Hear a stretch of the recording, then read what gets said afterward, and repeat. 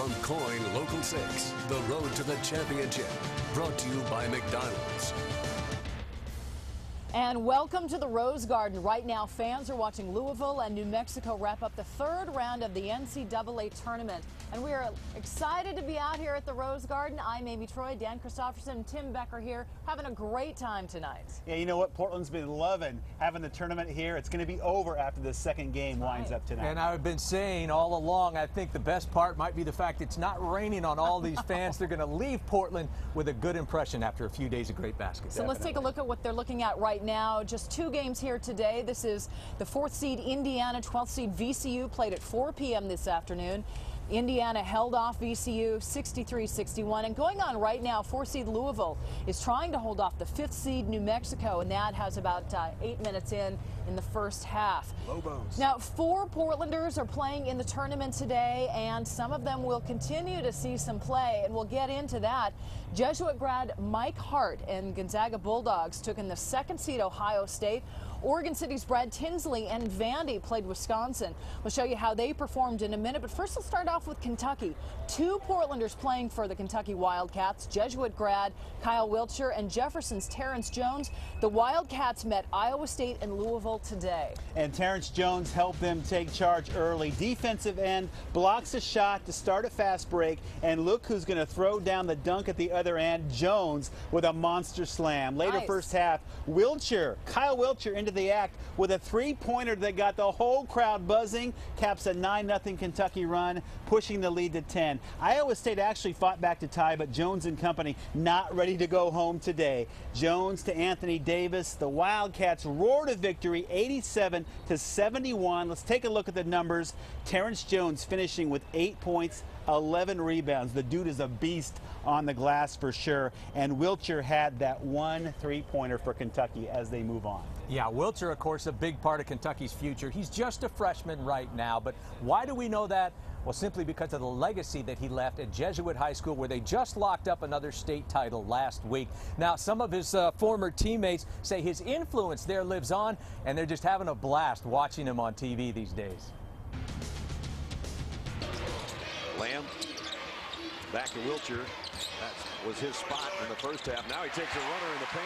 It's great to see somebody that I played with last year. Just to see him on that such a high level, that's just amazing to see him. Jesuit junior Kyan Rayner admits he is both awed and inspired when he sees Kyle Wiltjer wearing a Kentucky uniform. I played with that kid like last year, and it's just, I mean, the transition to our school to the biggest national stage, I mean, with the exception of the NBA, I mean, #1 team in the country, from the #1 team in the state to the #1 team in the country. That's just, I mean, I'm speechless. I think just because he's such a great kid, everybody knows him and is good friends with him. That's always fun to watch, and it reminds me of back, in '99 after Mike Dunleavy left in Duke. Kind of the same thing. You go to a national power. It's always fun to watch those kids play.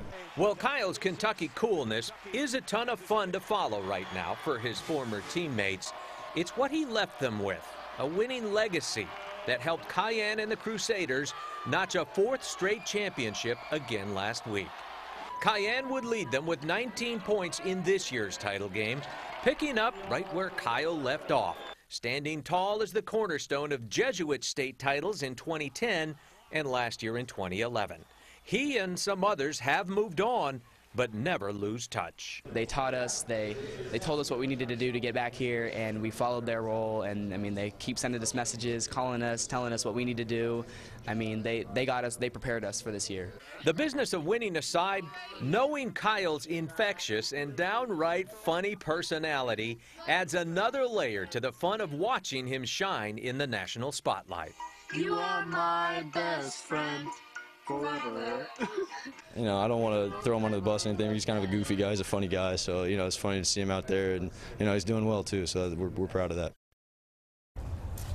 Yeah, I bet there's going to be a few more great Jesuit players before we're all done here. He's not the only Jesuit grad playing. You know what? They move him on to college, don't they? Let's take a look at number 30 right here in the blue coming up. Gonzaga's Mike Hart, a Jesuit graduate, going to the floor to secure the ball for his Gonzaga Bulldogs. He gave number 2 seed Ohio State a run for their money in the East Regional. Gary Bell Jr. led the Zags with 18. They rallied to tie the game, but Jared Sullinger knocking down the go-ahead shot for Ohio State, and the Buckeyes survive 73-66.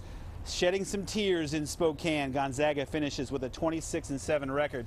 And for the game, 2 rebounds and a block for Hart. No points. He's a junior walk-on. He's going to be back for his senior season next year. So we'll be watching Mike Hart and the Zags probably make it back to the tournament. A junior walk-on. That's right. Phenomenal. What a stud. Yeah, absolutely. Well, Oregon City's Brad Tinsley is playing for Vanderbilt. They had a tough matchup today against the 4th seed Wisconsin. Take a look at this. We're in Albuquerque now. Tinsley came out firing 10 points in the first half, including the buzzer beater. He would not score in the second half, so this goes down as his final basket in his college career. Vanderbilt falls 3 points short to Wisconsin. So Wisconsin dancing on to victory at 60-57. Tinsley's parents were at today's game in New Mexico. In fact, they've been to every one of his games while he's been at Vanderbilt for the past 4 years. I talked with Carl Tinsley about that experience. Tinsley around the screen, creating off the dribble. With that shot, Vanderbilt's Brad Tinsley is off and running in tournament play. He knows how to score. While in high school, the Oregon City standout racked up more than 2,300 points, and he's one of the leading scorers in Oregon history. One reason? Dedication. His high school coach, Mike Doherty, tells me Tinsley and his dad worked overtime on his shot. Yeah, I wish we had more players that were able to do that. We spent a lot of time in the gym. That's Carl Tinsley on the road with Vanderbilt right now. The Tinsleys are close to their youngest son. For the past 4 years, they've rented an apartment in Nashville for basketball season. They've seen every one of Brad's games from New Jersey to Australia. Sunday's SEC Championship win over the #1 team in the country, Kentucky, was a big one. He said it's the biggest win in Vanderbilt history for the entire college, any sport. And it was really special to beat the #1 team in the country. It was, it was really a tremendous thing for us to experience and be there. I think Brad is very fortunate to have had that kind of parenting. Coach Doherty says that support helped Brad develop his game as a college athlete. I think that's been a big factor in his being able to go so far from home and with some family support, and then just hang in there and be steady, contribute in the best ways that he can. Whether it's finding an open teammate or scoring. Tinsley has bounced back between a point and shooting guard in his career. So Tinsley has really been surrounded by winners. His coach, the winningest coach in high school basketball, and his dad is a veteran coach who's won 9 state championships here in Oregon as a girls coach.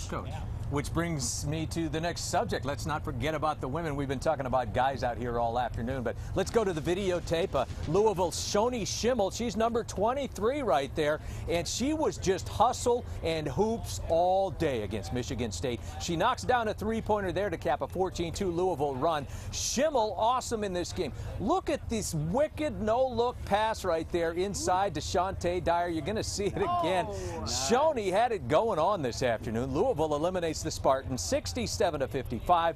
Schimmel with 8 points, 6 boards, and 6 assists. Her sister Jude had 1 point coming off of the bench. Loved watching them at Franklin. Oh, they're great stuff. They're good. All right, let's check in now with Jeff and Casey, who have a look at today's big headlines.